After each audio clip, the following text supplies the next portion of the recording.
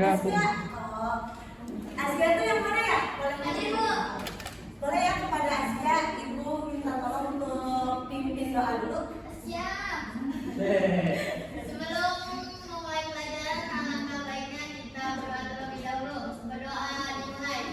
Bismillahirrahmanirrahim. Raditu billahi rabba wa bil islami dinan wa bi Muhammadin nabiyya wa rasulah. Rabbi zidni ilman warzuqni fahman bi rahmatika ya arhamar rahimin. Alhamdulillah. Ada yang tak sekarang temannya ada yang hadir nggak? Ada. Siapa? Hadir semua. Oh, hadir. Nanti ke kelas kalau nggak ada yang hadir boleh didata ya, nanti kasih ke Ibu.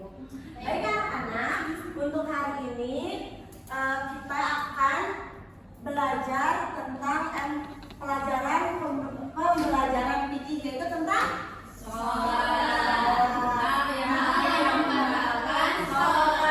Nah, kan minggu kemarin itu udah dijelasin ya, udah Bu Pika masuk ya. Kemarin itu kita ngejelasin, Bu Pika tuh ngejelasin pengertian sholat dan sunnah-sunnah sholat. Nah, sekarang minggu hari ini Ibu akan menjelaskan tentang hal-hal yang membatalkan sholat.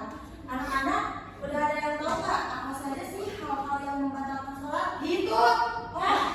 Itu, terus apa lagi? Berbicara, terus apa lagi? Gerak lagi dari 3 kali, Bu. Iya, benar. Jadi hal-hal yang membatalkan sholat itu yang pertama berbicara dengan sengaja, atau yang tadi disebutkan oleh Azia. Kemudian melakukan aktivitas atau gerakan perbuatan yang banyak dilakukan secara berturut-turut selain dalam gerakan sholat, berhadas, terkena najis, terbukanya aurat, kemudian membelakangi kiblat, terus menambah rukun fi'li, kemudian ada makan dan minum, yang terakhir murtad. Anak-anak, kita akan bahas satu-satu ya hal-hal yang membatalkan sholat ini. Yang pertama ada berbicara dengan sengaja.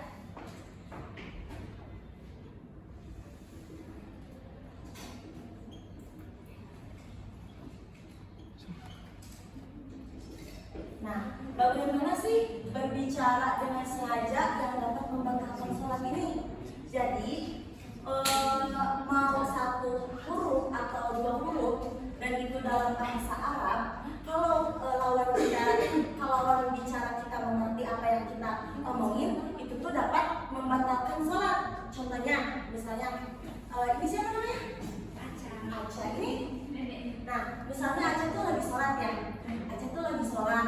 Kemudian ada Dede itu datang, misalnya Dede itu datang.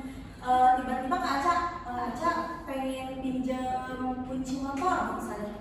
Terus Aca tuh bilang kayak, gak apa-apa kali kalau ngejawabnya pakai bahasa Arab, soalnya lagi sholat. Misalnya kata Aca tuh hud, misalnya tuh ambil, misalnya gitu ya. Terus Dede itu ngerti apa yang diomongin sama Aca. Nah itu tuh walaupun 1-2 huruf dan itu dalam bahasa Arab, itu dapat membatalkan sholat ya. Kemudian hal ini juga berdasarkan sabda Rasulullah Shallallahu Alaihi Wasallam, yaitu hadis riwayat Muslim yang berbunyi, Inna hadhihi sholata la yasluhu fiha syai'un min kalamin nasi innama huwa tasbihu wa takbir wa qiraatul Qur'an. Anak-anak, kita baca bareng-bareng ya. Iya, Bu. Inna hadhihi sholata la yasluhu fiha syai'un min kalamin nasi innama huwa tasbihu wa takbiru wa qiraatul Qur'an. Yang artinya, sungguh sholat ini tidak pantas di dalamnya terdapat sesuatu dari perkataan manusia. Perkataan yang pantas hanyalah tasbih, takbir dan bacaan Al-Quran. Jadi selain dari takbir, tasbih dan Al-Quran itu tidak boleh diucapkan ketika kita sholat. Yang pertama. Kemudian yang kedua, melakukan aktivitas, gerakan atau perbuatan yang banyak dan dilakukan berturut-turut selain dalam gerakan sholat. Nah, apa saja sih gerakan-gerakan yang dapat membatalkan sholat ini? Gerakan yang bagaimana aja?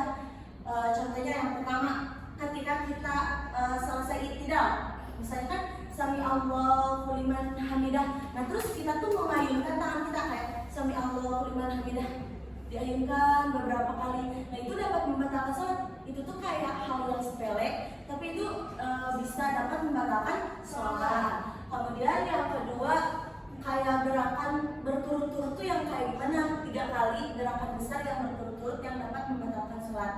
Misalnya kita lagi sholat, terus gatal nih. Nah, hitungannya tuh kayak misalnya gatal di pipi, kita menggaruk 1 kali, berarti ini dihitungnya 1. Terus gatal lagi di jidat, kita garuk lagi, berarti dari sini ke sini 1, dari sini ke sini 2, dari sini balik lagi ke sini, berarti 3. Itu 3 gerakan berturut-turut.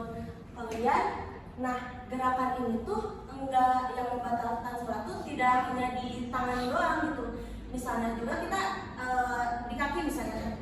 Kita lagi berjamaah nih, kita tuh lagi berjamaah. Kan imam syaf pertama, kita ada di syaf kedua. Misalnya pas kita di syaf pertama tuh ada yang membatalkan sholatnya, misalnya tuh dia kebelet pipis atau batal lah sholatnya, dia membatalkan. Jadi keluar dari syafnya, terus kan otomatis kosong. Kita yang ada di barisan belakang berarti harus mengisi syaf yang di depan. Nah, itu tuh ada caranya. Kalau kita misalnya pas pindahnya langsung agak jauh gitu, nah itu dapat membatalkan sholat. Itu tuh kalau kita mau mengisi syaf yang di depan, kita tuh melangkahkan kaki kanan terlebih dahulu, terus kaki kiri, kemudian kaki kanan terlebih dahulu dan disejajarkan dengan syaf yang pertama gitu. Sampai sini mengerti anak-anak? Insyaallah. Alhamdulillah. Nah, kemudian yang ketiga, berhadas, baik hadas kecil ataupun hadas besar. Misalnya kita tuh kalau lagi sholat kelepasan nih kentut, nah itu dapat membatalkan sholat. Atau di cewek mah kalau lagi misalnya lagi sholat terus kalau hari pertama itu kan sudah kerasa yang kayak seret gitu dengan kalau cewek. Nah itu tuh kalau kita ngerasa kayak gitu berarti sholatnya batal. Kemudian yang keempat, terkena najis. Nah, najis apa yang gimana sih najis yang dapat membatalkan sholat? Contoh, kita tuh lagi liburan atau kita lagi healing ke alam-alam gitu ya. Nah, kemudian kita kan suka ada tuh musola atau kalau suka disebutnya tuh musola disebutnya apa sih? Kajub, kayak gitu ya, kajub. Nah, misalnya kita lagi sholat nih, tiba-tiba di atas tuh ada burung, terus gitu ke kita. Nah, kalau si kotoran itu basah, otomatis itu kita langsung batal sholatnya gitu. Nah, tapi kalau misalnya kita lagi sholat, terus ada kotoran, tapi si kotorannya tuh kering gitu, kayak kotoran cicak atau yang kecil-kecil tapi kering. Nah, misalnya kita lagi sholat nih, terus ada kotoran cicak, kita tuh tahu ada kotoran cicak, langsung kita mengibaskannya tanpa menggerakkan tangan kita. Nah, itu tidak membatalkan sholat ya, anak-anak. Soalnya najisnya sudah tidak ada di pakaian kita atau di baju kita. Nah, terus yang kelima tuh terbukanya aurat dengan sengaja. Misalnya kita lagi sholat nih, kalian suka ada yang pakai mukena parasit yang tipis, nah atau mukena traveling kayak gitu ya. Nah, misalnya kita lagi sholat, terus pas kita sujud mukenanya tuh buka, kayak kan otomatis aurat kita yang belakang kelihatan ya, rambut kita kelihatan. Nah, kalau udah tahu itu langsung kita tutupin lagi, kemudian aurat kita udah kelihatan lagi, berarti itu tidak membatalkan sholat. Tapi misalnya kalau kita lagi sholat terus kebuka, biarin kagok misalnya gitu ya, males ngebenerinnya, berarti itu sholatnya batal. Kemudian yang selanjutnya ada mengubah niat. Gimana nih kayak mengubah niat tuh kayak gimana? Misalnya Ini siapa namanya? Pak Ola. Misalnya lo lagi sholat, misalnya ya, kayak pas lagi sholat, terus dalam hati lo tuh bilang kayak gini, nanti kalau misalnya mama datang sholatnya mau dibatalin, aku mau makan dulu sama mama. Nah pas Ola udah ada niatan kayak gitu, otomatis sholat Ola tuh udah batal. Atau misalnya di pesantren misalkan lagi ngejemur misalnya, sholat, nanti kalau misalnya hujan sholatnya mau dibatalin misalnya gitu. Nah itu tuh pas ada niat dalam hati kayak gitu, sholatnya udah batal. Kemudian yang ketujuh, membelakangi kita kiblat. Udah jelas ya, salah satu syarat sah sholat itu harus menghadap kiblat. Kemudian yang kedelapan, menambah rukun fi'li dengan sengaja. Nah ini ya, kayak misalnya tuh Denisa lagi sholat, mumpung lagi pulang pengen kelihatan rajin sama mama, misalnya bisa tuh lagi sholat, rukunya mau ditambahin jadi 2 kali biar kelihatan rajin, kan itu menambah rukun fi'li dengan sengaja, itu dapat membatalkan sholat.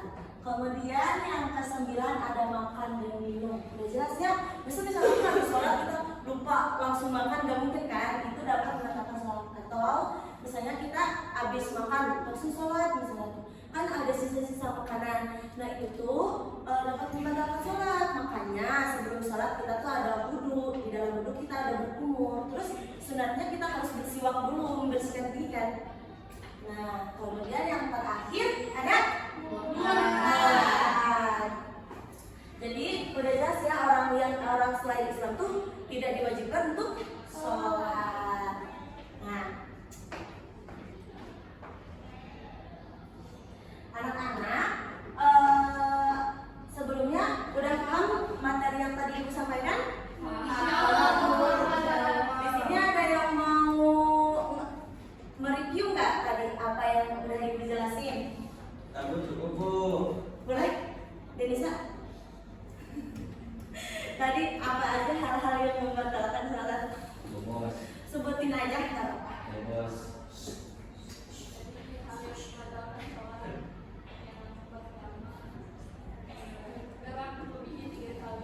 Iya. Iya. Iya.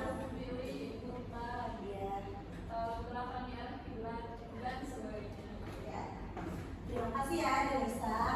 Nah, karena selanjutnya biar kita nggak bosan, kita nazaman dulu ya. Ibu udah kirim di grup, boleh dibuka semuanya. Kita nazaman dulu ya. Udah ada ya. Ibu contohin dulu, nanti kita bareng-bareng ya. 14 perkara batalnya sholat, awas hati-hati harus dihindari.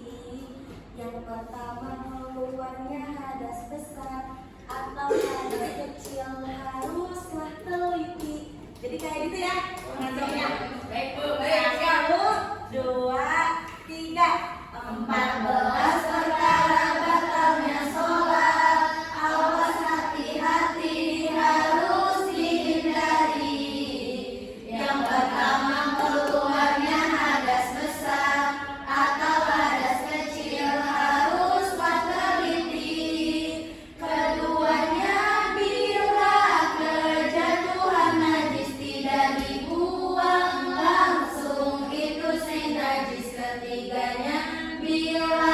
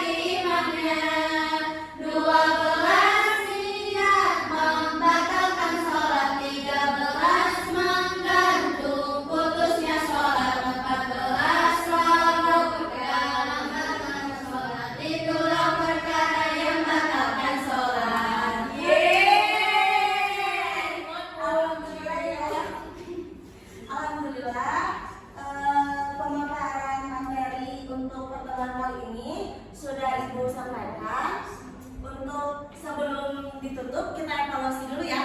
Anak-anak. Ibu. Ini cuma ada 5 soal ya. Nanti anak-anak ibu kasih waktu 5 menit untuk mengisi.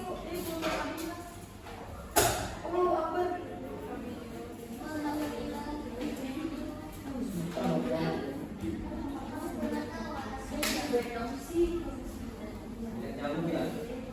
Iya, nanti kita isi ya.